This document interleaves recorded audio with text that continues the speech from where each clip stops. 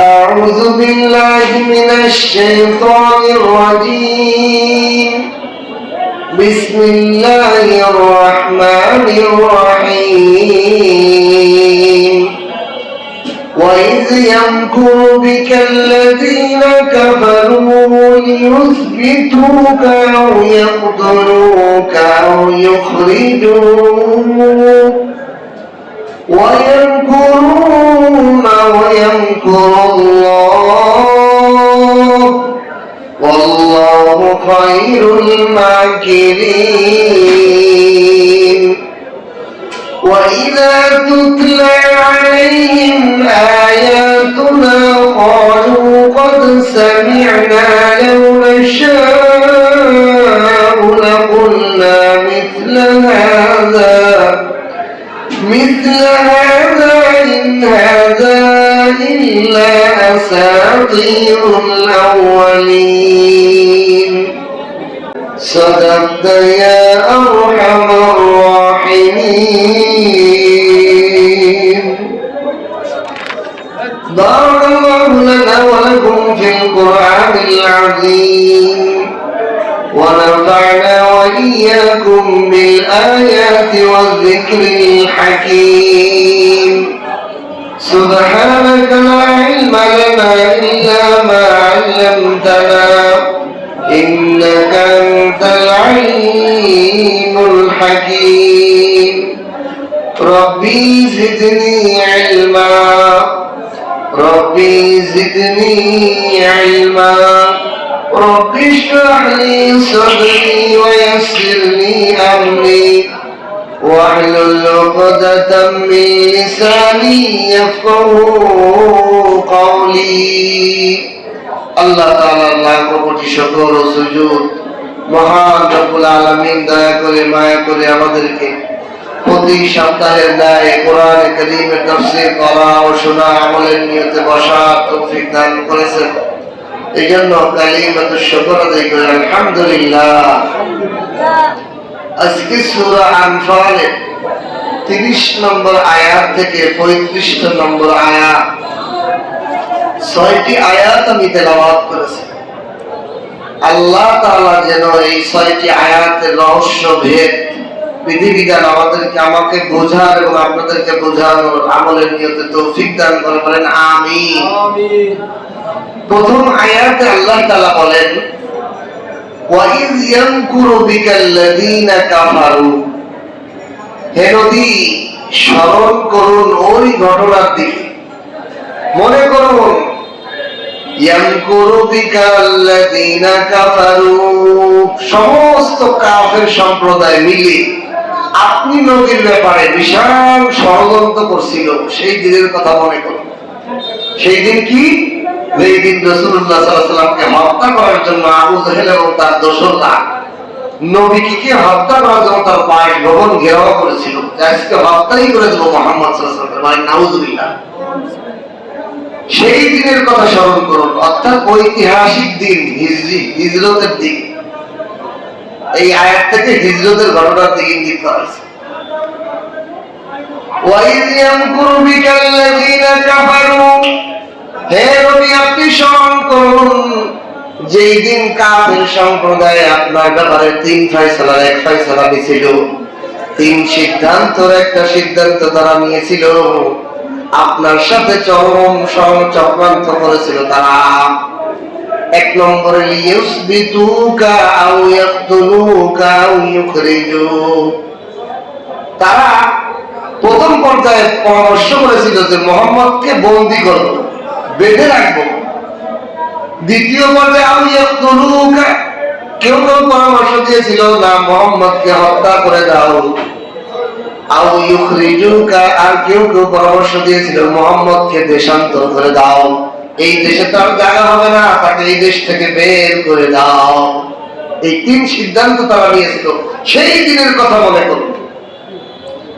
ওয়ায়ামকুরুনা, তারা মহা চক্রান্ত করেছিল।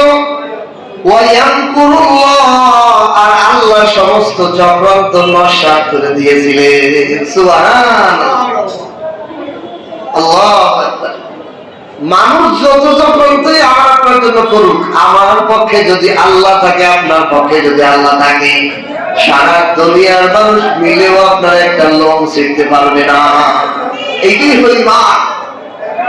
এটা বোঝার জন্য আল্লাহ রাসূলকে বলেন তুমি আপনি স্মরণ করুন, সারা মক্কাবাসী, সারা গোত্র, সারা আবু জাহেল উতবা সবাই মিলে আপনাকে ধ্বংস করে দেওয়ার সিদ্ধান্ত, যত বড় চক্রান্তই করেছে, আমি আল্লাহ তাদের সমস্ত চক্রান্ত নস্যাৎ করে দিয়েছি। সুবহান আল্লাহু খায়রুল মাকিরিন। আর আল্লাহ হলো উত্তম চক্রান্তকারী। আল্লাহ হলো উত্তম চক্রান্তকারী। স্বাভাবিকভাবে আমরা চক্রান্ত শব্দ শুনলে মনে হয় যে ঘৃণা, ঠিক না? আমার আপনি চক্রান্ত করতেছে, এটা ভালো চোখে দেই না। কিন্তু আল্লাহর জন্য চক্রান্তের অর্থ হবে আল্লাহ সবচেয়ে উত্তম চক্রান্তকারী, মানে চক্রান্ত নস্যাৎকারী আল্লাহ। আল্লাহ তো তার জন্য চক্রান্ত করা লাগে না, আল্লাহ তো মহান। কিন্তু কোন বান্দা যদি চক্রান্ত করে, ওই চক্রান্ত নস্যাৎ করার ক্ষমতা কার? আল্লাহ। এই আয়াত দ্বারা আল্লাহ তাআলা হিজরতের ঘটনার দিকে ইঙ্গিত করছেন। হে নবী, আপনি স্মরণ করুন যে কাফির মুশরিকরা যখন আপনার ব্যাপারে তিনটা সিদ্ধান্ত নিয়েছে, একটা হলো আপনাকে বন্দী করে রাখা, আর একটা হলো আপনাকে হত্যা করে দেওয়া, অথবা আপনাকে দেশের মধ্যে বিদায় করে দেশ থেকে তাড়ায় দেওয়া। তা আল্লাহ তাআলা আয়াতের মাধ্যমে নবীকে কি করেছেন? এলান করে দিয়েছে, জানাই দিয়েছে। ঘটনা কি? আল্লাহ রাসূল সাল্লাল্লাহু আলাইহি সাল্লাম নবুয়ত পেয়েছেন 40 বছর বয়সে। এই 40 বছর বয়স থেকে নবুয়ত পাওয়ার পর আর রাসূলকে কেউ কোনো কাফের অত্যাচার করতে পারে না। কি লিখে পারে না? রাসূলের বিবি ছিলেন খাদিজা, আরবের 10 জন ধনীর মধ্যে একজন ধনী। টাকাওয়ালা মানুষ তার পিছে থাকলে তারে কেউ কথা বলতে সাবধানে কয়, তার সাথে দুশ্মনী করতে গেলে মানুষ ভেবে চিন্তে দুশ্মনী করে, তাই টাকাওয়ালা অমুক টাকাওয়ালা তার পিছে আছে, ঠিক কিনা? 2 নম্বরে আল্লাহ রাসূলের চাচা আবু তালেব যদিও কাফের ছিল, কিন্তু রাসূলের সর্বকাজে সাথে সাথ দিত। রাসূলের দিকে কেউ চোখ রাঙায় তাকাইতে পারতো না। আবু তালেব সর্দারের বাড়িতে আসে। এই জন্য রাসূলের কোন ধরনের বড় ধরনের আক্রমণ শব্দ হয়তো হত্যা কিছু করতে পারতো না। আবু তালেব আর খাদিজা রাদিয়াল্লাহু তাআলা তার পিছে আছে। যখনই মক্কার মুসলমানদের প্রতি অত্যাচার চলতেছে, রাসূলের পা করতে পারে না, কিন্তু মক্কার যারা মুসলমান হয়েছে সাহাবা একরাম তাদের প্রতি জুলুম অত্যাচার চলতেছে, মারধর চলতেছে। রাসূলের কাছে বসে বলে, ইয়া রাসূলুল্লাহ, আপনারা তো কেউ কিছু পারে না, কিন্তু আমরা মুসলমান হয়েছি, আমরা নিরীহ মুসলমান, আমাদের উপর কাফের মুশরিক আবু জাহেল উতবা সাহেব আমাদের প্রতি জুলুম করে। আল্লাহ রাসূল বললেন, তাহলে তোমরা কি করো? হিজরত করো। প্রথমত তাদেরকে হাবশায়, সিরিয়ায় হিজরত করে পাঠান। 80 জনের একটা কাফেলা, 40 জন মহিলা, 40 জন পুরুষ মুসলমানদের প্রথম সিরিয়ায় সফর করে, হিজরত করে। কাফেরদের এটাও সহ্য হয় নাই।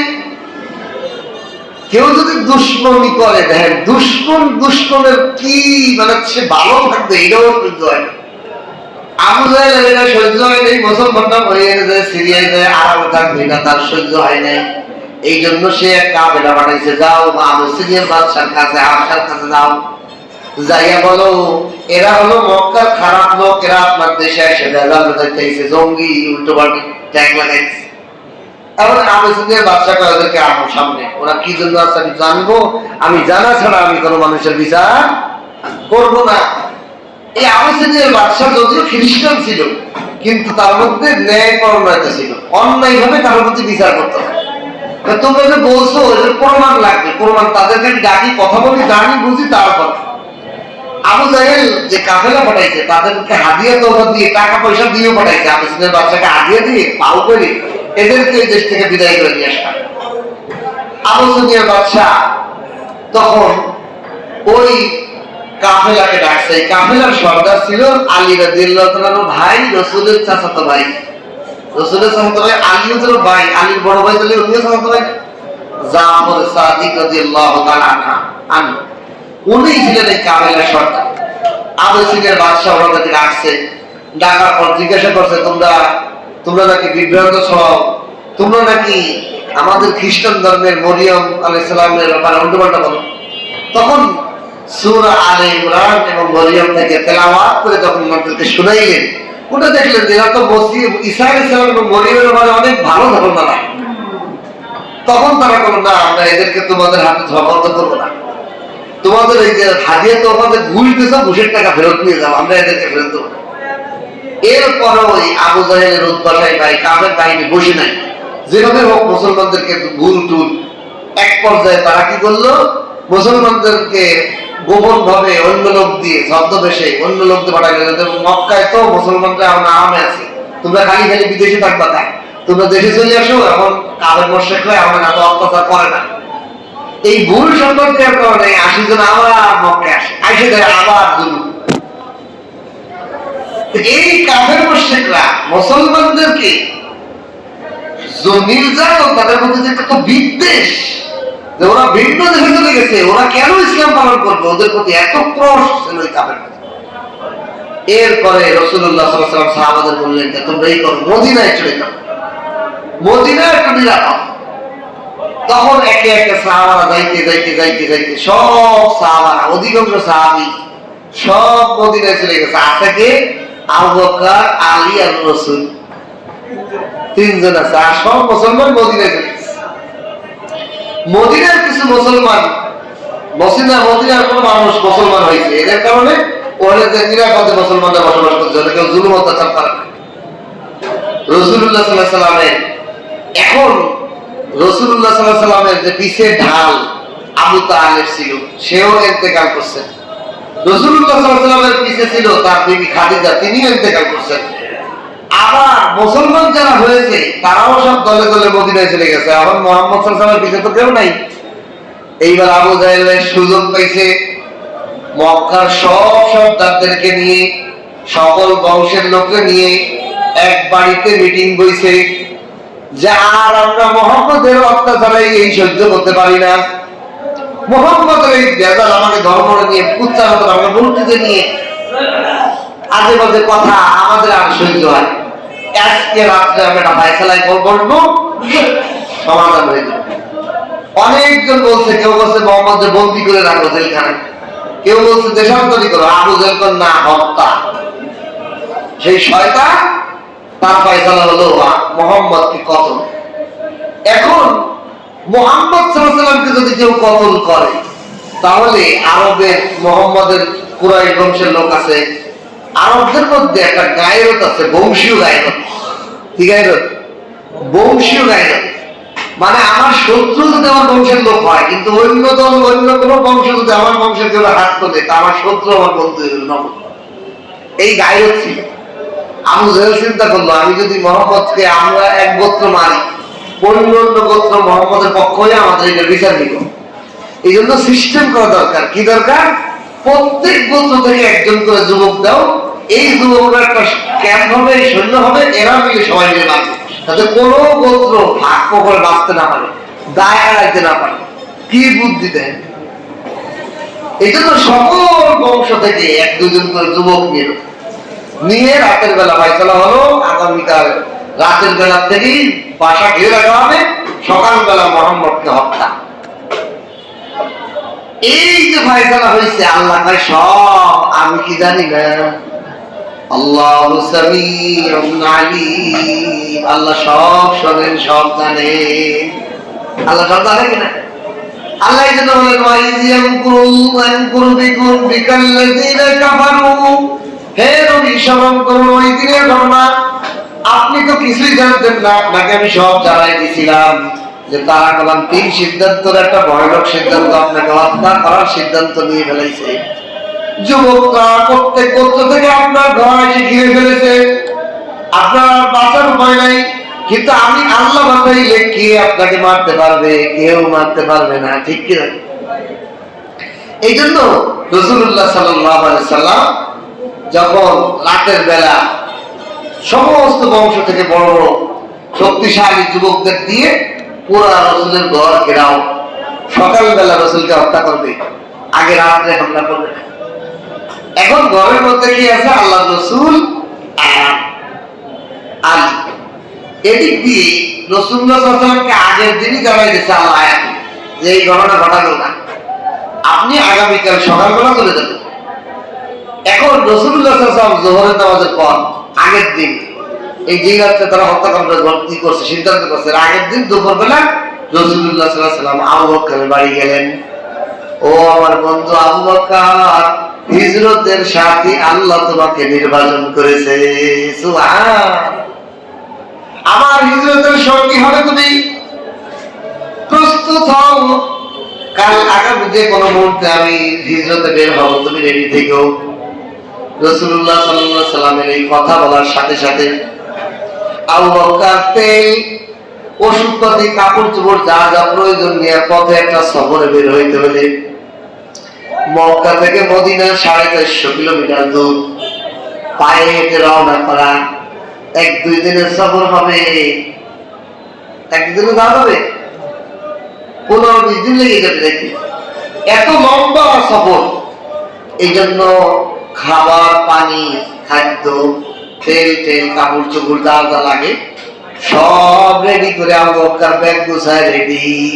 কখন আমার নবী এসে টোকা দেয়, আমি সঙ্গে সঙ্গে বলবো লাব্বাইক ইয়া রাসূলুল্লাহ, আল্লাহু আকবার। কালকে আমি একটা কথা বুঝাইতে চাচ্ছি, আমাদের সমাজে অনেক মানুষ পীর মুরিদ বোঝে না, একজন শায়েখের কাছে নিজের জীবন সঁপে দিয়ে বোঝে না। আল্লাহ বলেন কুল ইন কুনতুম তুহিব্বুনাল্লাহ ফাত্তাবিউনি ইউহিব্বুকুমুল্লাহ। আল্লাহ বলেন তোমরা আমার বান্দা হও, আমার আশিক হও। বান্দা, বান্দা মানে কি? গোলাম। গোলাম মানে কি? মনিব যা বলবে আমি ওইটাই মানি, আমার কোনো নতুন কোনো চিন্তা করার কোনো সুযোগ নাই। এখন দেখেন একটা মানুষ আল্লাহ যদি আমি আল্লাহর গোলাম হব, খালি মুখে বললেই আল্লাহর গোলাম হওয়া যায়? মুখে বললেই কি আল্লাহর গোলাম হওয়া যায়?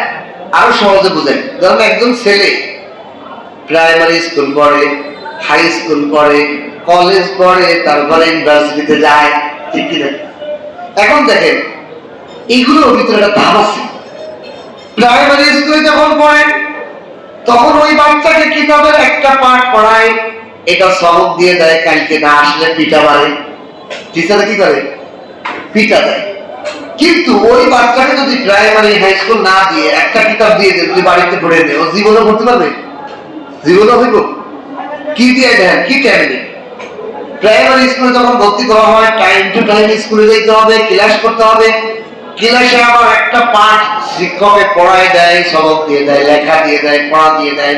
আগামীকাল স্কুলে এসে ওইটা পড়া দিতে হয়, টিচারের লেখা দেখাইতে হয়, ঠিক কিনা? এইভাবে যখন বাচ্চাটা একটা কিতাব শেষ করে আর একটা ক্লাসে ওঠে, আর একটা ক্লাসে ওঠে, আর একটা ক্লাসে ওঠে, উঠতে উঠতে যখন হাই স্কুলে যায় তখন পড়ার সিস্টেমটা একটু কম এসে যায়। হুজুর স্যার না বলে এটা পড়ে এসো, এত পড়া দিয়ে লাগে না। এরপরে যখন কলেজে যায় তখন আর কি সবক দেয়? লেকচার দেয়, লেকচার। কলেজে যে আর কোনো সবক নাই, সবক নেওয়াও নাই, বুঝতেছেন? আগে তত্ত্বাবধান করছে, প্রাইমারি আর হাই স্কুলে তাকে সবক দিছে নিছে, কিন্তু কলেজে উঠলে কোনো সবক দিয়া নাই, শুধু লেকচার দিয়ে যায়, তুমি নিজের মতো করে দাও।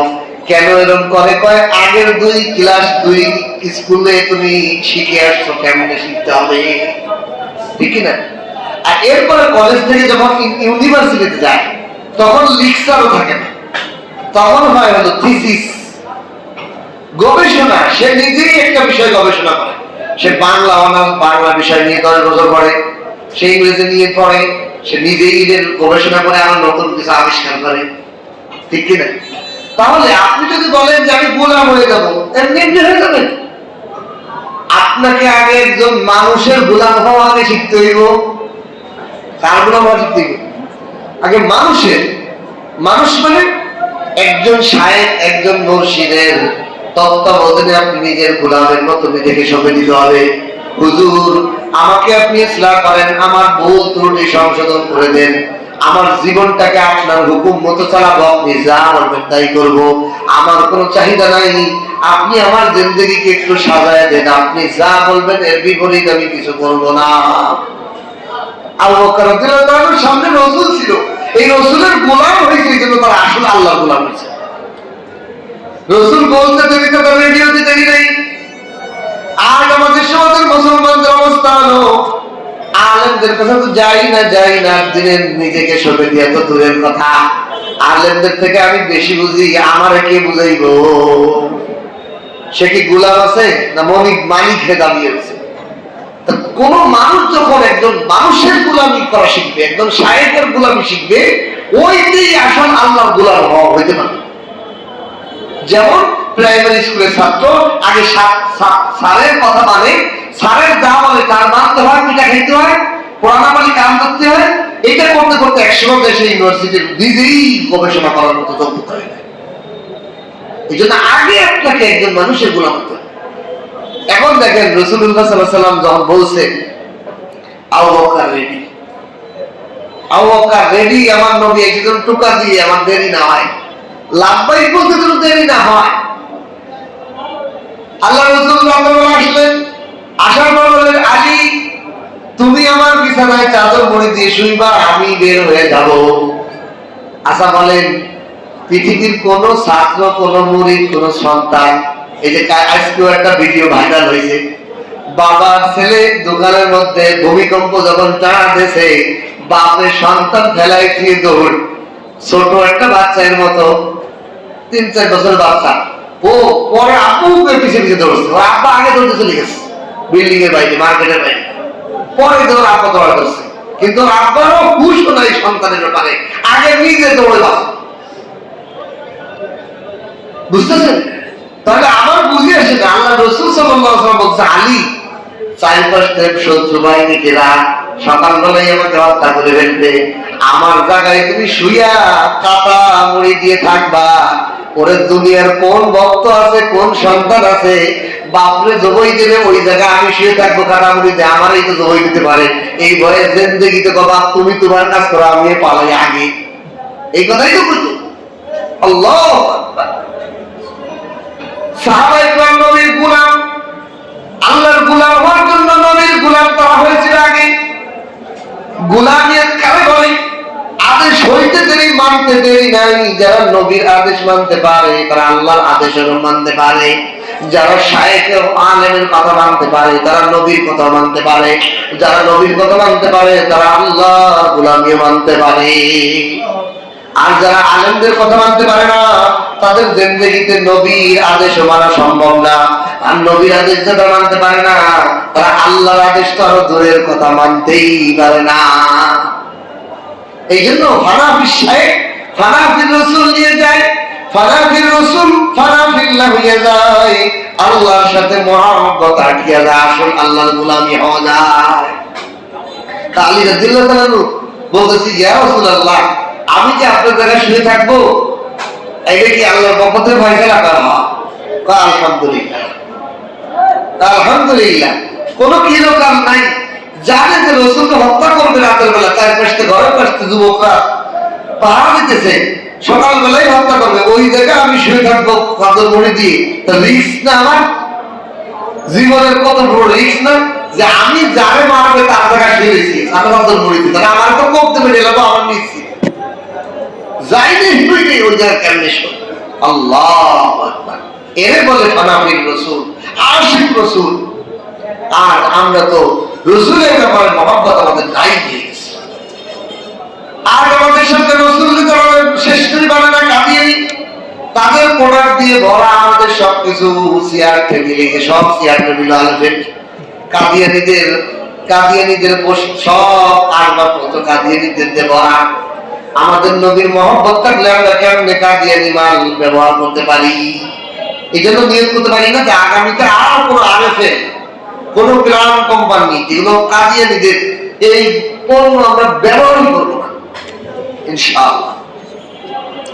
তো আল্লাহ রাসূল সাল্লাল্লাহু আলাইহি ওয়াসাল্লাম আলী রাদিয়াল্লাহু তাআলাকে শোয়াইলেন, শোয়াই এখন যে বের হবে ঘর থেকে, চারপাশে যুবক কুরাইশ আরবের সব বংশের বড় বড় যুবকরা তাকে বেষ্টন করে রাখছে।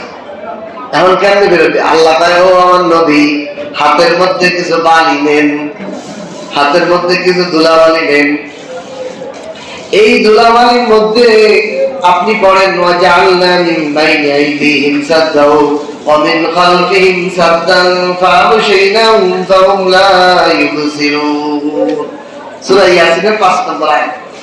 এই আয়াতটা পড়ে ফু দিয়ে বালিটা নিক্ষেপ করে দেন। রাসূলুল্লাহ সাল্লাল্লাহু আলাইহি ওয়াসাল্লাম বালিটা নিক্ষেপ করতে দেরি, সমস্ত বালি কণা সমস্ত যুবকদের চোখের মধ্যে চলে গেছে। সুবহানাল্লাহ। সবাই চোখ শুনতে গেছে, কিছু দেয় না। আল্লাহ রাসূল ওই যুবকদেরকে ঠেলা দিয়ে দিয়ে দিয়ে দিয়ে দিয়ে অনেক যুবক ঘিরে রাখছে, বাসা ঠেলা দিয়ে দিয়ে দিয়ে বের হয়েছে।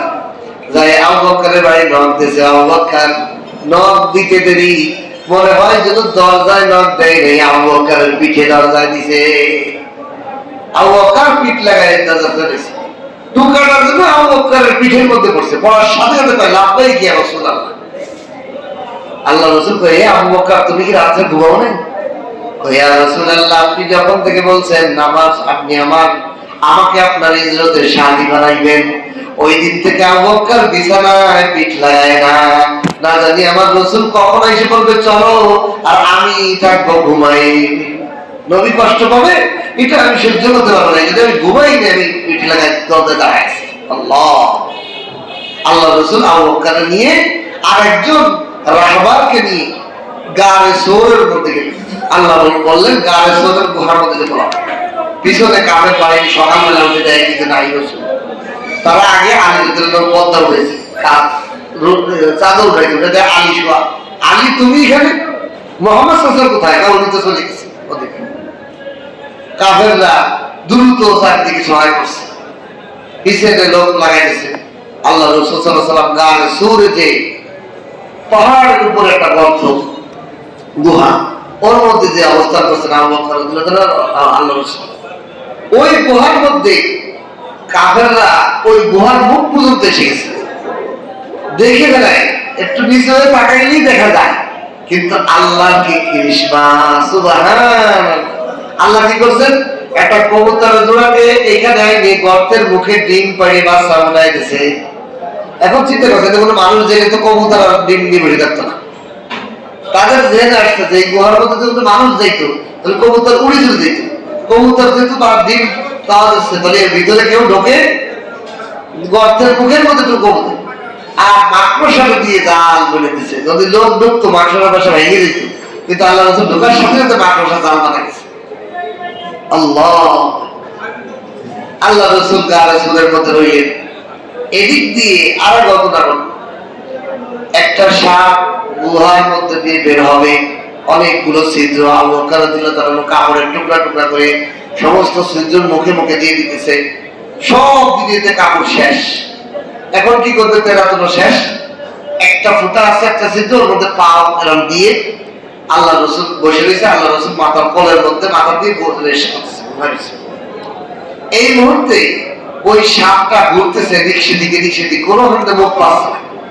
একবার এসে দেখে যে আবু বকরের পা এই গোস্ত দেশে কামড় দেওয়ার সাথে তার বিশেষ যন্ত্রণা আবু বকর চোখ দিয়ে পানি পড়ে রসুলের চেহারা পড়ছে। পড়ার সাথে সাথে রসুলের ঘুম ভাঙছে। আবু বকর কি করতে পারবো, চোখ মুখ লাল হয়ে গেছে সাপের বিষে। আল্লাহ রাসূল সাল্লাল্লাহু আলাইহি ওয়াসাল্লাম বলে, ইয়া রাসূলুল্লাহ, আমার কিছু জন্য কামড় দিছে। তা পাও সাপ?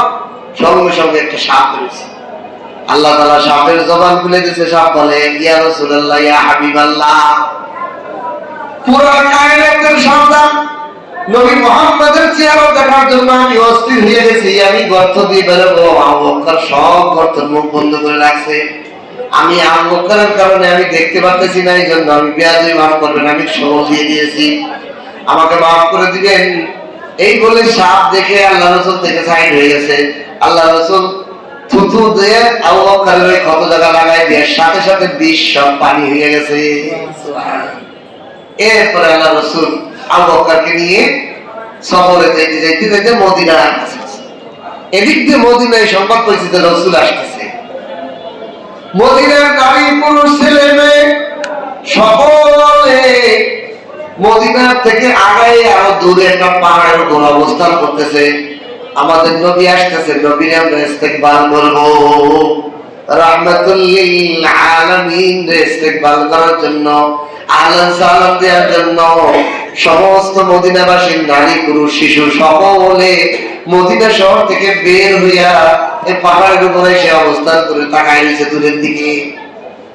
যখন রাসূল সাল্লাল্লাহু আলাইহি ওয়াসাল্লাম আবু বকরের কাফেলা ওরা যখন মদিনায় পৌঁছায়, নারী পুরুষ সকলে মিলে একটা গান গায় আরবিতে, তালাআল বাদরু আলাইনা মিন সানিয়াতুল বিদা ওয়াজাবা শুকরু আলাইনা মাদা লিল্লাহি দা। সুবহানাল্লাহ। মদিনার সমস্ত নারী পুরুষ গেয়ে উঠলো তালাআল বাদরু। আর আজকে তো মদিনার মধ্যে পূর্ণিমার চাঁদ উঠতেছে, বলেন সুবহানাল্লাহ। তালাআল বাদরু আলাইনা মিন সানিয়াতুল বিদাই। আজকে তো বদরের পূর্ণিমার চাঁদ মদিনায় উঠতেছে। সমস্ত মদিনাবাসী রাসূলকে পেয়ে খুশিতে এত আনন্দিত, তারা চায় যে নবী যেন আমার বাড়ি থাকে, আমার ঘরে থাকে। সবার মনটা উৎফুল্ল, না জানি রাসূল কার ঘরে থাকবে, আমার ঘরে থাকুক, আমার ঘরে থাকুক। সবাই মিলে কি করছে, প্রত্যেকের বাড়ির দরজার মধ্যে ভুসি গম যেগুলো উঠে খায়, রাসূল যে উঠের পরে উঠছে, এই যেগুলো খায় সেই খাবার দিয়ে দরজায় দিয়ে রাখছে।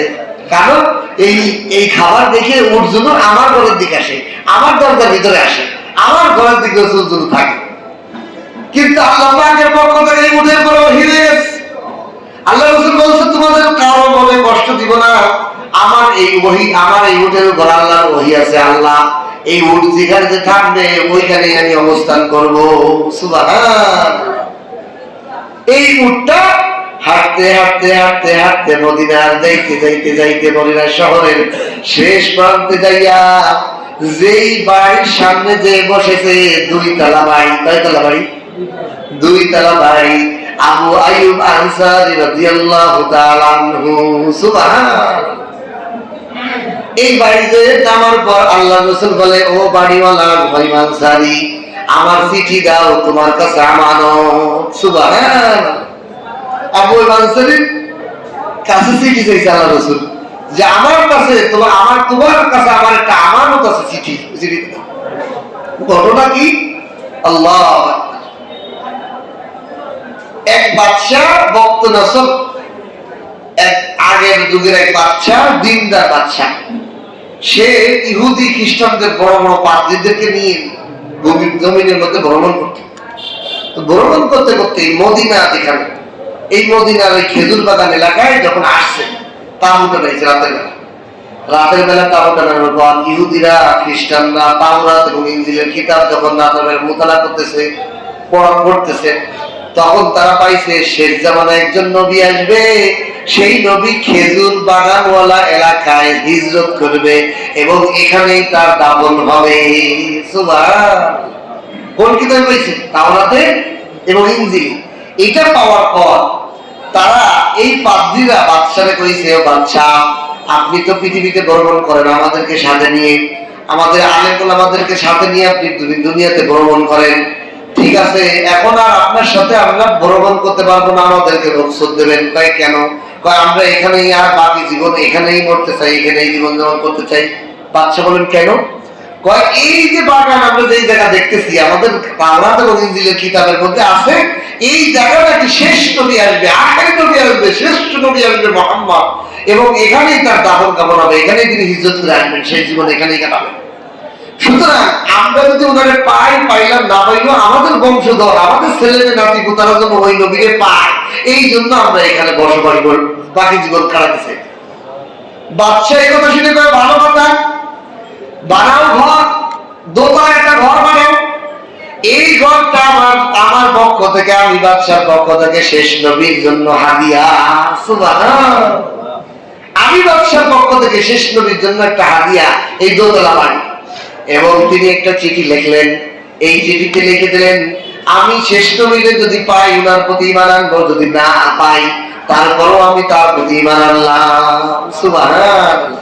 আমার পক্ষ থেকে বাদশাহ, আমি বাদশার পক্ষ থেকে শেষ নবীর জন্য এই বাড়িটা হাদিয়া, এবং আমার হাদিয়াটা আপনি গ্রহণ করবেন এবং আমার আপনার উম্মত হিসেবে গ্রহণ করে দিবে। এই চিঠি লিখি। এই চিঠিটাই বংশে প্রক্রমে আবু আইয়ুব আনসারীর হাতে এসেছে। এই বাড়ি এবং চিঠি বংশে বলে গেছে, বাবা মরে গেছে, দাদা মরে গেছে। আস্তে আস্তে রাসূল যখন মদিনায় ঢোকে তখন কার হাতে? আবু আইয়ুব আনসারী রাদিয়াল্লাহু তাআলা হাতে এই বাড়ি এবং মালিকানা আছে। এই জন্য রাসূল তার বাড়ি যাওয়ার পর বলে, আমার চিঠি দাও। রাসূল বলেন, আমার যে বাদশা দিয়েছিল চিঠি, সেই চিঠিটা আমাকে দাও। আল্লাহ রাসূল সাল্লাল্লাহু আলাইহি ওয়াসাল্লাম নিচতলায় অবস্থান করলেন, আর আবু ওই বাদশাকে বললেন, আপনি রাসূল, আপনি যে গ্রহণ করবেন না, তোমরা বের হয়ে যাওয়ার দরকার নাই, আমি নিচতলায় থাকি, তোমরা দোতলায় থাকো। এরপরে আল্লাহ রাসূল আস্তে আস্তে এই বাড়ি থেকে বের হয়ে যখন মদিনা মসজিদ করলেন, তখন মসজিদের পাশে অবস্থান করলেন।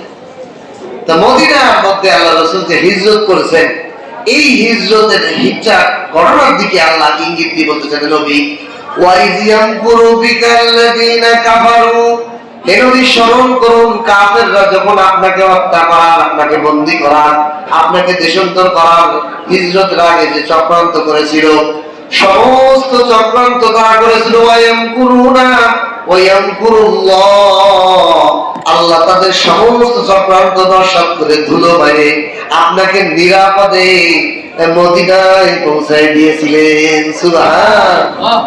আল্লাহ কি বুঝাইলেন? ও দুনিয়ার মানুষ, আল্লাহ যদি কারো হয়ে যায়, সারা দুনিয়ার মানুষ মিলেও ওই লোকটার একটা পয়সা বসিতে পারবে না, ওই লোকটার একটা পয়সা ক্ষতিও করতে পারবে না। আর যার আল্লাহ নাই, সারা দুনিয়ার মানুষ মিলে ওরে বাঁচাইতেও পারবে না। এই জন্য কারে লাগবে? আমাদের আল্লাহকে।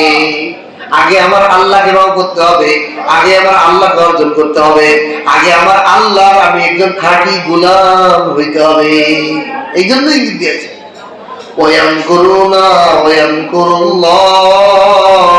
তারা যত ধরনের চক্রান্ত করছে, আল্লাহ সমস্ত চক্রান্ত নস্যাৎ করে নবীকে নিরাপদে পৌঁছাইছে। ও নবী, আপনিও স্মরণ করুন, কিয়ামত পর্যন্ত আগে ওলা উম্মতকেও স্মরণ করতে বলুন।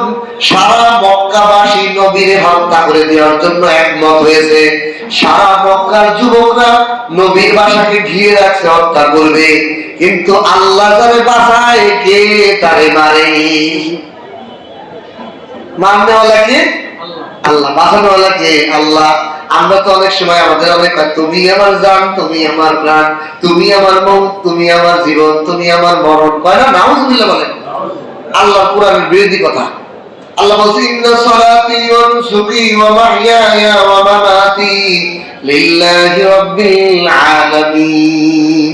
ও দুনিয়ার মানুষ, তোমার কুরবানি, তোমার নামাজ, তোমার জীবন, তোমার মরণ আমি আল্লাহ ছাড়া কারো হতে পারে না। এই জন্য কাউকে অবাধ্যভাবে ভালোবাসি, আমি তোমাকে ভালোবাসি বলা যাবে না। ভালোবাসতে হবে একমাত্র আল্লাহকে। ভালোবাসতে হবে কাকে? একমাত্র আল্লাহকে। আমার জীবন, আমার মরণ সবকিছু কার জন্য হবে? আল্লাহর জন্য হবে। এটাই আল্লাহ ইঙ্গিত দিয়েছেন যে আমি যা হব তার কেউ ক্ষতি করতে পারে না। হে নবী, আপনার কিয়ামত পর্যন্ত আনেওয়ালা উম্মতদেরকে বলে দেন, আপনাকে সারা মক্কাবাসী হত্যা করতে চেয়েছে, আপনাকে আমি নিরাপদে নিশ্চিন্তে সুন্দর করে সম্মানের মাকাম মদিনায় আপনাকে স্থান দিয়েছি। কিয়ামত পর্যন্ত আনেওয়ালা উম্মতদেরকে বলছেন, তোমরা যদি আল্লাহর হুকুম মানো, আল্লাহর গোলাম হতে পারো, সারা দুনিয়ার মানুষ তোমার ক্ষতি করতে চাইলে এক পয়সা ক্ষতি তোমার করতে পারবে না, তোমার কোনো এক পয়সা লোভ যেতে পারবে না। তুমি যদি আল্লাহকে না পাও, সারা দুনিয়ার মানুষ মিলে তোমাকে ক্ষতি থেকে বাঁচাইতেও পারবে না। এই দিকে ইঙ্গিত করে স্মরণ করবে, আল্লাহু খায়রুল মাকিরিন। وإذا تتلى عليهم آياتنا قالوا قد سمعنا لو نشاء لقلنا مثل هذا إن هذا إلا أساطير الأولين. আল্লাহু আকবার। আল্লাহ বলেন স্মরণ করুন যখন ওয়াইদা তুতলা আপনি তাদের উপর কোরআন তেলাওয়াত করে শোনাইতেন। এই যে আমি যে কোরআন তেলাওয়াত করে আপনাদের শোনাইতেছি এটা নবুয়তের একটা জিম্মাদারি। আল্লাহ বলছেন ওয়াইদা যখন তুতলা আলাইহিম আয়াতুনা আপনি যখন কাফের মুশরিকদেরকে আমার কোরআন আমার কিতাব তেলাওয়াত করে শোনান তখন কাফের মুশরিকরা কি বলে ক্বালু কাফেররা বলে কদ সামি'না আমরা শুনছি লাউ নাশাউ লাকুলনা মিথলা হাযা আরে আমরাও কইতে পারি। নবী যে কোরআন থেকে গল্প শোনায় তোমাদেরকে কিচ্ছা কাহিনী শোনায় এরকম কিচ্ছা আমরা শুনছি এরকম আমরাও শোনাইতে পারি। কাফের মুশরিকরা কি কয় আমরাও শোনাইতে পারি। বর্তমান জামানায় মানুষ এটা বলে না হুজুর ওই মসজিদে বসে তাফসীর করে এনে খাইতে কি কয়জন লোক নিয়ে একটু উপর উপর করে আছে না কিছু লোক সব জায়গায় আছে দেখবেন সব জায়গায় আছে। আমাদের কি সময় আছে নাকি এইগুলো বসা ও আমরাও পারি আমরাও বয়ানে বসে অনেক বয়ান করতে পারি আছে না। নবীকেও বলছে প্রতিটা যুগে যুগে এরকম লোক থাকে। আল্লাহ এই জন্য বলেন যখন আপনি কাফের মুশরিকদেরকে আমার আয়াত তেলাওয়াত করে শোনান ক্বালু কদ সামি'না তারা বলে অবশ্যই আমরা শুনছি গল্প কিচ্ছা লাউ নাশাউ লাকুলনা মিথলা হাযা আরে আমরাও তো এরকম গল্প কিচ্ছা বলতে পারি। ইন হাযা ইল্লা আসাতিরুল আউয়ালিন এগুলো তো কোনোই গল্প না শুধু অতীতকালের আমাদের বাপ দাদাদের কিচ্ছা কাহিনী ছাড়া আর কিছুই না। এই আয়াতটা নাযিল হয়েছে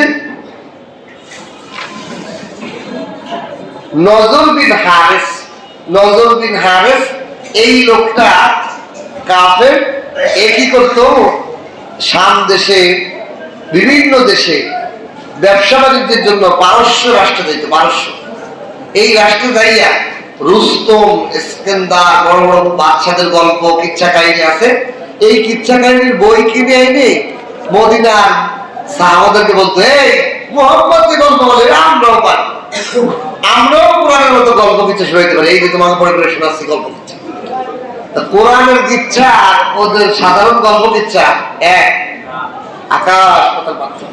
অথচ আল্লাহ তাআলা চ্যালেঞ্জ করছেন হে দুনিয়ার মানুষ কোরআনের মতো একটা ছোট্ট আয়াত তুমি বানায় দেখাও। সেই চ্যালেঞ্জ তো 1400 বছর আগে 1500 বছর আগে দিয়ে দিয়েছেন। এই কাফের বুকা বোঝে না।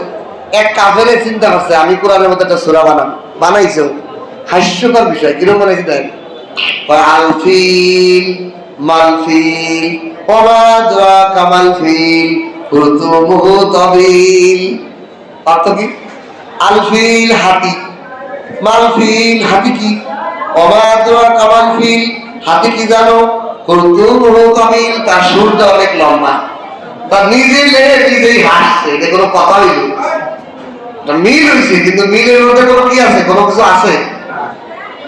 তা আল্লাহর কোরআনের প্রতিটা শব্দ আয়াতে আয়াতে রহস্য আছে কিন্তু কোরআনের এর অর্থে বানাইছে নিজেই হাসছে যেটা কোরআনের সাথে চ্যালেঞ্জ করার মতোই এটা দারুণ আছে।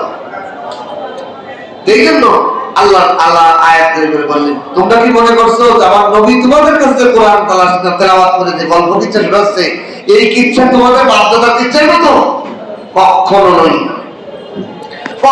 নয় বরং এটা আল্লাহ পাকের ঐশ্বর্য কালাম এর মধ্যে রহস্য আছে বিধিবিধান আছে উপদেশ আছে শিক্ষা আছে। ঠিক কিনা প্রতিটা কথা আল্লাহ পাকের শিক্ষা আছে। আল্লাহ কোরআনে কারীমের কোন গল্প কিচ্ছা বিনা অর্থে বানায় এর মধ্যে কোনো না কোনো শিক্ষা বার্তা আছে। আর আল্লাহর কথার মধ্যে গভীরতা তো গভীরতাই আল্লাহ যেমন মহান আল্লাহর কথাও মহান।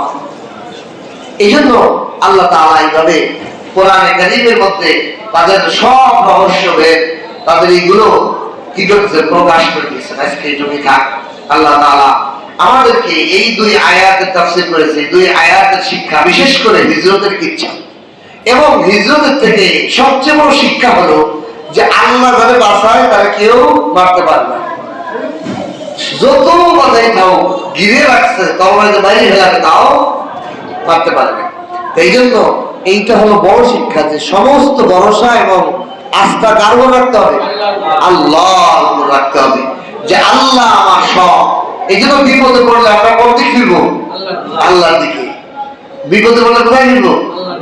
দেখেন আজকে একটা ডাক্তার মহিলার ভিডিও ভাইরাল হয়েছে, যখন উনি টিভি শোতে শো করতেছেন, তো তখন উনি কি করছেন, ভূমিকম্প শুরু হয়েছে, ভাই লা ইলাহা ইল্লাল্লাহ লা ইলাহা ইল্লাল্লাহ মুহাম্মাদুর রাসূলুল্লাহ লা ইলাহা ইল্লাল্লাহ, মাশাআল্লাহ, এটা ইমানদার মহিলা।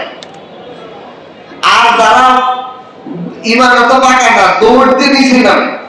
আচ্ছা, ভূমিকম্প যদি আল্লাহ আপনাকে গড় করে ফেলে, আপনি নামার সুযোগ আছে?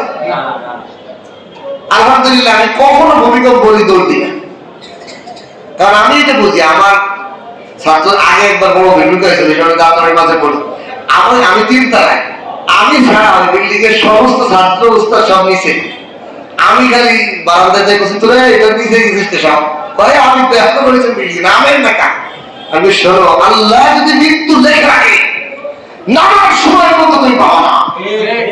আল্লাহ যদি বাঁচায়, আগুনের মধ্যে পড়ে ইব্রাহিম মরে না, মাছের পেটে ঢুকেও ইউনুস মরে না, বন্যার পানিতেও নূহ আলাইহিস সালাম ডোবে না। তোমার ঈমান থাকতে হবে, আল্লাহ আমাকে বাঁচাবে। ইয়া আল্লাহ যদি মারে, আমি পলাইও দৌড়েও কাজ হবে না, বরং আমার মনোযোগ হবে আমার মালিকের দিকে। আল্লাহু আকবার। আমি বিপদ দেখলে কি করব?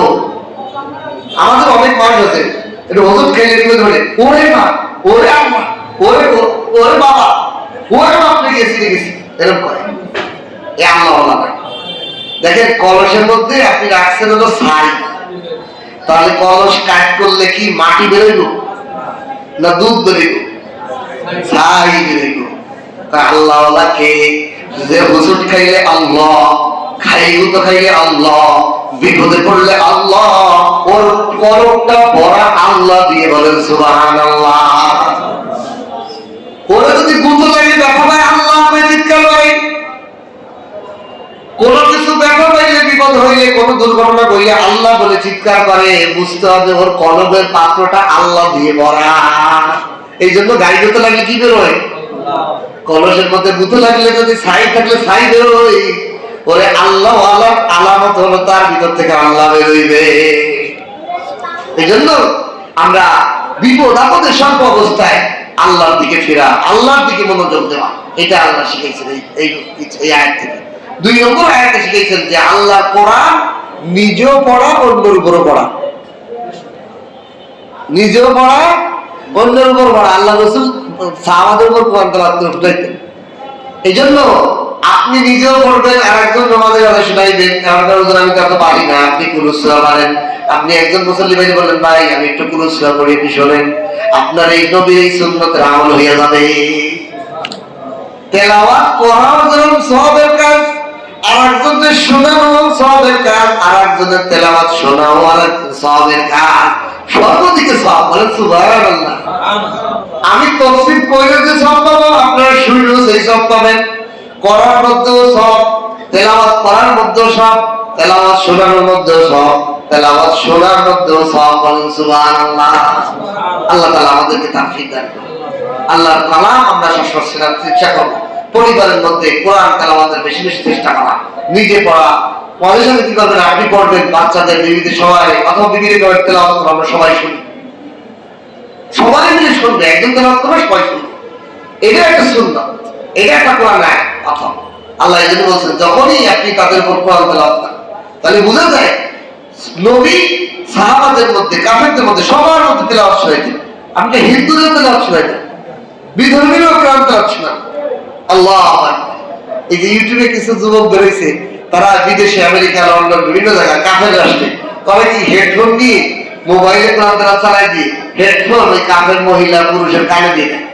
ও তো কোনোদিন কোরআন তেলাওয়াত শোনে নাই, ও কাফের দেশে জন্মগ্রহণ করছে, ওই দেশে তেলাওয়াত আছে। ও শোনার পর অটোমেটিক চোখতে পানি করতেছে, এই আওয়াজ কোথায় পাই? আমরা এত গান বাজনা শুনি, এত বাজনা, এত রং বরং গান কি শুনি, এত মধুর আওয়াজ কোথাতে আসে? অনেক কাফের বাচ্চা, কাফের সন্তানরা আজান পর্যন্ত কোনোদিন জীবনে শোনেনি। তো যখন প্রথম আজান শোনে, সে হতভম্ব হয়ে যায়। এই কদিন আগে লন্ডনের কোথায় যেন আজান দিছে, মুসলমানরা মসজিদ করে একটা আজানের ব্যবস্থা করছে। যেই আজান শুরু করছে, সবাই ভিডিও করতেছে, আশ্চর্য হইতেছে, এত সুন্দর আওয়াজ, এত সুন্দর আহ্বান, এটাই ইসলামের সততা। বলেন সুবহান। এই জন্য কাফের মুশরিকরা বলতে আশ্চর্য হয়ে যায়, আমরা মুসলমানের সন্তান হই, আমরা তেলাওয়াত শুনি না। আরে ঘুমানোর সময় একটু তেলাওয়াত করে শোনেন, দোকানদারি করেন একটু কানের মধ্যে হেডফোন লাগায় আপনি তেলাওয়াত শোনেন, মসজিদে আসেন একটু তেলাওয়াত করেন, নিজে আর একজনের তেলাওয়াত পারেন না, আর একজনের কর্ণদূরে একটু তেলাওয়াত করেন, ছোটটা ছোট তেলাওয়াত করেন শুনি, হাফিজ সাহেব একটু তেলাওয়াত করেন একটু শুনি, বসল্লি ভাই একটু আপনি তেলাওয়াত করেন আমি একটু শুনি। শোনেন, আল্লাহর কালামের সাথে যেই একটু মিশবে আল্লাহ তাআলা আল্লাহর আপন বানাই দিবে। আচ্ছা, এই যে লাইট, এই লাইটটার সাথে যদি কারেন্টের একটা তার লাগা না থাকে তো লাইট কি জ্বলবে? আপনার আমার সাথে যদি আল্লাহর কোনো লিঙ্ক না থাকে, আমি আল্লাহর বান্দা হবো কেমনে? আমি যখন তেলাওয়াত করব আল্লাহর সাথে বান্দার একটা লিঙ্ক হয়ে যায়। আল্লাহর কালাম যখন পড়ে ওটা তার লেগে যায় আল্লাহর সাথে তার বান্দা। কেমনে লেগে যায়? আমার শায়েখ মুর্শিদ যাত্রাবাড়ি শায়েখ হুজুর, উনি মহিউদ্দিন আল্লামা মাহমুদ হাসান, উনি বলেন, দেখো ধরো আপনি একটা কবিতা, একটা গান বানাইছেন, একটা গজল বানাইছেন, বানাইয়ে এটি সুন্দর করে রেকর্ডিং করে নেটে ছেড়ে দিয়েছেন। এখন এটা ভাইরাল, আপনার এই গানটা ভাইরাল, সবাই বানায় বানায় চালায় চালায় শোনে। তা আপনি রাস্তাতে যাচ্ছেন, দেখেন এক সাহাবা সাহাবার হচ্ছে খুব আপনার এই গানটা গজলটা শুনতেছে, আপনার কাছে কেমন লাগবে? খুব মজা লাগবে যে আমার একটা ফ্যান, আমার একটা ভক্ত, এটা আমার একটা ভক্ত, ঠিক কিনা? তা আপনার কাছে যেন মনে হবে। এখন এই অবস্থা আপনি টাকায় দিচ্ছেন আপনার ভক্ত দিয়ে, একজন এসে দোকানদার একটা শর্ট দিচ্ছে, তাহলে আপনার কি মনে হবে? এই বেটা এই মানুষকে আপনি যেন বাধা দেবেন না, কারণ আমার ভক্ত। দেখেন আমার সাহেব বলেন, দুনিয়ার কোন একটা ভক্ত, কেউ যদি আমার ভক্ত থাকে তার মধ্যে আলাদা একটা মহব্বত হয়ে যায়। আল্লাহর কালাম যদি কোনো বান্দা তেলাওয়াত করে না, মনোযোগ দিয়ে শোনে, আল্লাহর মনোযোগ ওই বান্দার দিকে হয়ে যায়। আপনি তো রাস্তাতে যাওয়ার সময় মনোযোগ হয়, আপনি তো সব সময় দেখেন না, বাড়ি থাকতে তো আর দেখেন না, যাওয়ার সময় দোকানে দেখছেন ও গলায় শুনতেছে। আর আল্লাহর দৃষ্টি কি খালি বা এক সময় থাকে আর এক সময় থাকে না? আল্লাহ তো সর্বক্ষণ দেয়। এখন যখন দেখে কোনো বান্দা তেলাওয়াত করতেছে অথবা মনোযোগ দিয়ে তেলাওয়াত শুনতেছে, আল্লাহ ওর দিকে রহমতের দৃষ্টি দিয়ে তাকান। আর ওই অবস্থায় যদি দেখে ওই বান্দা খাওয়া নেই, ওই বান্দার ব্যবসা নেই, ওই বান্দার অভাব, ওই বান্দার রোগ, ওই বান্দা বিপদে আছে, আল্লাহ কি বিপদ দূর করে দেবে না? তেলাওয়াত করা মানে হলো সে দুনিয়া থেকে সব বিপদ থেকে মুক্তি, আল্লাহর রহমতের আন্দাজে চলে যাওয়া। এই জন্য নিজেও তেলাওয়াত করা, অন্যকেও তেলাওয়াত শোনা, অন্যরেও শোনানো এবং নিজেও অন্যটা শোনা, এই দিন আমরা করতে পারবো না ইনশাআল্লাহ। আল্লাহ আমাদেরকে তৌফিক দান করুন। দুরূদ শরীফ পড়ি, আল্লাহ তাআলা আমাদের তৌফিক দেন। আলহামদুলিল্লাহি রাব্বিল আলামিন, ওয়াসসালাতু ওয়াসসালামু আলা রাসূলিহিন নাবিয়্যিল কারীম ওয়া আলা আলিহি ওয়া আসহাবিহি আজমাইন। ربنا ظلمنا أنفسنا وإن لم تغفر لنا وترحمنا لنكونن من الخاسرين يا حي يا قيوم برحمتك نستغيث اے خدائے میرے ستار العیوب میرے مولا میرے غفار الذنوب এ আল্লাহ বান্দার মুখাপেক্ষী হতে চাই না, আপনার মুখাপেক্ষী হতে চাই। ও আল্লাহ মানুষের দরবারের ফকির বানায় না, আপনার দরবারের ফকির বানান। ও আল্লাহ আপনার দরবারের কাঙ্গাল বানায় রাখেন, মানুষের দরবারের ফকির বানায়েন না রে আল্লাহ। ও আল্লাহ যা প্রয়োজন আপনার কাছ থেকে নিতে চাই, বান্দার থেকে নিতে চাই না। এ আল্লাহ আমার ভাইরা মহব্বতের সাথে শরীক হয়েছে, এই টাকার বরকত আপনি মাহফিলকে কামিয়াবি দান করে দেন ইয়া আল্লাহ। হে আল্লাহ আমার মাদ্রাসার আগামীকালের মাহফিলকে দ্বীনের জন্য আল্লাহ, এলাকাবাসীর জন্য হিদায়াতের জরিয়া করে দেন ইয়া আল্লাহ। সমস্ত মেহমানদেরকে সুস্থভাবে পৌঁছানোর তৌফিক দান করে দিন ইয়া আল্লাহ। ইয়া আল্লাহ আমরাও বাজার থেকে কিছু ভাই সহ সফর করব, নিরাপদে ইয়া আল্লাহ আমাদেরকে গন্তব্যে পৌঁছে যাওয়ার তৌফিক দান করে দিন ইয়া আল্লাহ। ইয়া আল্লাহ ইয়া আল্লাহ আমার ভাইরা হাত তুলেছে, আমাদের প্রত্যেকের গুনাহগুলো মাফ করে দেন ইয়া আল্লাহ। প্রত্যেকের মা বাবার গুনাহগুলো মাফ করে দেন ইয়া আল্লাহ। উস্তাদ মুরব্বিদের গুনাহগুলো মাফ করে দেন ইয়া আল্লাহ। ইয়া আল্লাহ মুহাব্বতের মানুষের গুনাহগুলো মাফ করে দেন ইয়া আল্লাহ। ইয়া আল্লাহ সমস্ত উম্মতের গুনাহগুলো মাফ করে দেন ইয়া আল্লাহ। ইয়া আল্লাহ, ইয়া আল্লাহ, যারা আমাদের এই মাহফিলে মেহমানদারিতে অংশগ্রহণ করছে প্রত্যেকের আয় রোজগারের মধ্যে বরকত ঢেলে দেন ইয়া আল্লাহ। ইয়া আল্লাহ হালাল ভাবে বরকত ঢেলে দেন ইয়া আল্লাহ। ইয়া আল্লাহ কোনাবাড়ি বাজারের প্রত্যেকটা ব্যবসায়ীকে দিনের জন্য কবুল করে নেন ইয়া আল্লাহ। প্রত্যেককে দিনে আল্লাহ খাঁটি আপনার খাঁটি গোলাম বানায় নেন ইয়া আল্লাহ। নবীর আশিক বানায় নেন ইয়া আল্লাহ। ইয়া আল্লাহ, ইয়া আল্লাহ, এই বাজারের জন্য একটা স্থায়ী জামে মসজিদের ব্যবস্থা করে দেন ইয়া আল্লাহ। ইয়া আল্লাহ, বিল্ডিং এর মালিক জনাব খোকন সাহেব তার ছেলে মেয়ে বাচ্চাদেরকে দ্বীনের পথে কবুল করে দেন ইয়া আল্লাহ। ইয়া আল্লাহ, তাদের দ্বারা দ্বীনের খেদমত নেন ইয়া আল্লাহ। তাদেরকে আপনি হিদায়াতের পথে উঠায় দেন ইয়া আল্লাহ। ইয়া আল্লাহ, দেশ ও জাতিকে আপনি ইবাদত করেন ইয়া আল্লাহ। ইয়া আল্লাহ, সকালে ভূমিকম্প হয়েছে আমার গুনার কারণে মনে হয় ইয়া আল্লাহ। ইয়া আল্লাহ, আমি নাফরমান গুনাহগার, আমার গুনার কারণে আপনি বাংলায় ভূমিকম্প দিয়ে ইয়া আল্লাহ আমাদের গুনাহ সব মাফ করে দেন ইয়া আল্লাহ। ইয়া আল্লাহ, নবী নাই, নবীর সাহাবী নাই, আমরা বড় এতিম, আমাদেরকে আসমানি জমিনে গজব দিয়ে আপনি ধ্বংস করে দিয়েন রে আল্লাহ। ইয়া আল্লাহ, এই ভূমিকম্পের ওসিলায় সমস্ত মুসলমানদেরকে তওবা করার তৌফিক দান করেন ইয়া আল্লাহ। ইয়া আল্লাহ, সবাইকে তওবা করার তৌফিক দান করেন ইয়া আল্লাহ। ইয়া আল্লাহ, সামান্য ঝাঁকিতেই সব শেষ হয়ে যাইতে পারে ইয়া আল্লাহ। কত বড়াই, কত কিছু, কত অহংকার এই জমিনের পরে, জমিন যদি একটু নড়া দেয় সব ফিনিশড হয়ে যাবে। আল্লাহ, আপনার মুখামুখি হওয়ার, আপনার দিকে রুজু হওয়ার আমাদেরকে তৌফিক দেন আল্লাহ। ইয়া আল্লাহ, আপনার খাঁটি গোলাম আমাদেরকে বানায় দেন ইয়া আল্লাহ। আমাদের জবানে কোরআনের তেলাওয়াত জারি করে দেন ইয়া আল্লাহ। তেলাওয়াতকে আমাদের মুখে স্বাদ বানায় দেন ইয়া আল্লাহ। ইয়া আল্লাহ, বিরিয়ানি খাইতে, গোশত খাইতে, ফল খাইতে কত মজা লাগে। ও আল্লাহ, আপনার কালাম তেলাওয়াত করতে কেন মজা পাই না রে আল্লাহ। ও আল্লাহ, কত গান, কত কিছু শুনতে মজা লাগে রে আল্লাহ। ও আল্লাহ, আপনার দিয়া কানে কেন তেলাওয়াত মজা লাগে না। ও কান, কান, তুই কি জাহান্নামের ইন্ধন হয়ে গেলি নাকি রে? তোর কাছে কেন আল্লাহ কান মজা লাগে না? ওরে জাহান্নামের আগুন গলা কানের মধ্যে ঢাললে বুঝে মজা আসবে রে। আল্লাহ, কানের মধ্যে আপনার কালামের মজা দান করে দেন আল্লাহ। আল্লাহ, জবানে আপনার জিকির মজা লাগাই দেন আল্লাহ। আল্লাহ, অন্তরে আপনার ফিকির মজা লাগাই দেন আল্লাহ। আল্লাহ, আপনার খাঁটি গোলাম আমাদেরকে বানায় দেন আল্লাহ। আল্লাহ, সারা বিশ্বের মুসলমানদেরকে আপনি রক্ষা করেন আল্লাহ, ইবাদত করেন আল্লাহ। ইহুদি খ্রিস্টানের চক্রান্তকে দেশ ও জাতিকে আপনি ইবাদত করেন আল্লাহ। ইয়া আল্লাহ, আগামী সরকার কোরআনের সরকার দেন আল্লাহ। কোন বেইনসাফগার আমাদের দেশের সরকারের মস্তকে যেন উঠতে না পারে।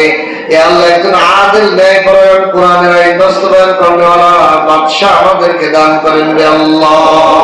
সুবহানা রাব্বিকা রাব্বিল ইজ্জাতি আম্মা ইয়াসিফুন ওয়া সালামুন আলাল মুরসালিন ওয়ালহামদুলিল্লাহি রাব্বিল আলামিন।